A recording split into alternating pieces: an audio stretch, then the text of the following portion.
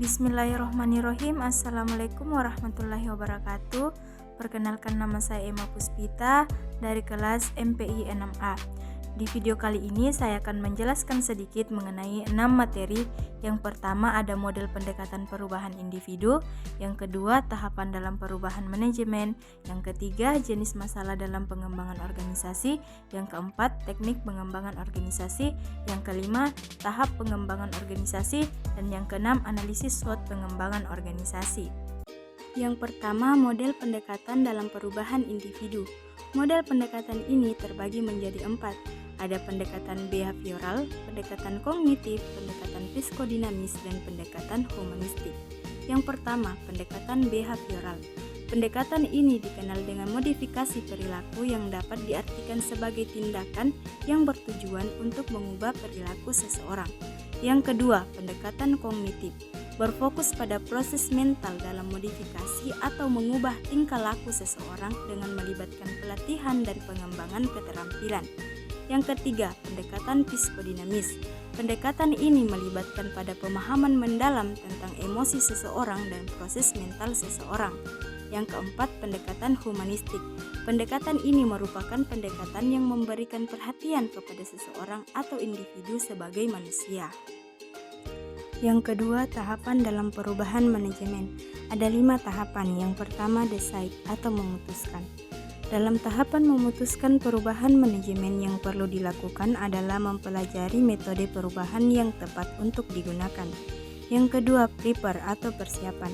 Dalam tahapan persiapan perubahan manajemen, yang perlu dilakukan adalah menentukan tujuan perubahan dan melakukan perencanaan sumber daya manusia. Yang ketiga, launch atau peluncuran. Dalam tahapan peluncuran perubahan manajemen, yang perlu dilakukan adalah memberikan pelatihan-pelatihan kepada tim manajemen. Yang keempat, ada expand atau implementasi. Dalam tahapan implementasi perubahan manajemen, yang perlu dilakukan adalah meninjau kembali tujuan organisasi.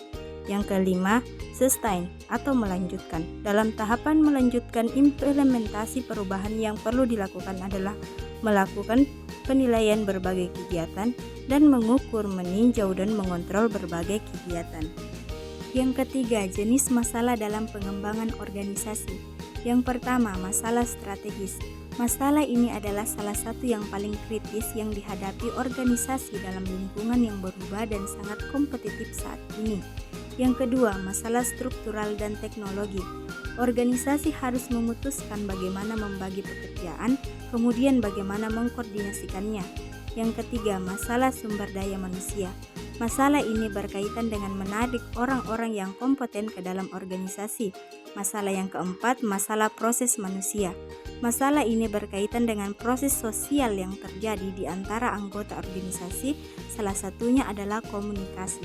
Yang keempat, teknik pengembangan organisasi. Yang pertama, survei feedback adalah suatu teknik pengembangan organisasi di mana kuesioner dan interview digunakan untuk mengumpulkan informasi. Yang kedua, sensitivity training adalah teknik yang dilakukan untuk mengembangkan wawasan personal. Yang ketiga, team building adalah suatu teknik di mana pekerja mendiskusikan persoalan yang berhubungan dengan kinerja kelompok kerja mereka. Yang keempat, manajemen by objective adalah suatu teknik di mana manajer dan bawahannya bekerja sama menetapkan dan mencapai tujuan organisasi. Yang kelima, tahap pengembangan organisasi. Yang pertama, pembentukan tim. Pada tahap ini melibatkan semua anggota dalam pembentukan tim kerja untuk saling mengenal. Yang kedua, brainstorming. Tahap ini dimulai dengan melibatkan beberapa anggota untuk saling menukar pikiran. Yang ketiga, pelaksanaan. Tahap ini semua anggota tim sepakat untuk melaksanakan program kerja. Yang keempat, penyelarasan. Tahap ini setiap anggota dari tim saling menerima dan mendengarkan satu sama lain. Yang keenam, evaluasi dan monitor. Tahap ini dilakukan evaluasi untuk menilai kerja organisasi dan monitor untuk memantau pelaksanaan kegiatan organisasi. Yang keenam, analisis SWOT pengembangan organisasi. Pada analisis strategi pengembangan koperasi simpan pinjam pada PT Simona dengan metode SWOT, terdapat kekuatan, kelemahan, peluang, dan ancaman. Yang pertama, kekuatan. Modal koperasi yang memadai dan memiliki hubungan kerjasama dengan bank. Yang kedua, kelemahan. Pengurus masih merangkap jabatan dan kurangnya kerjasama antar pengurus. Yang ketiga, peluang. Banyaknya karyawan yang tertarik akan simpan pinjam dan peluang minat anggota terhadap koperasi simpan pinjam. Yang keempat, ancaman.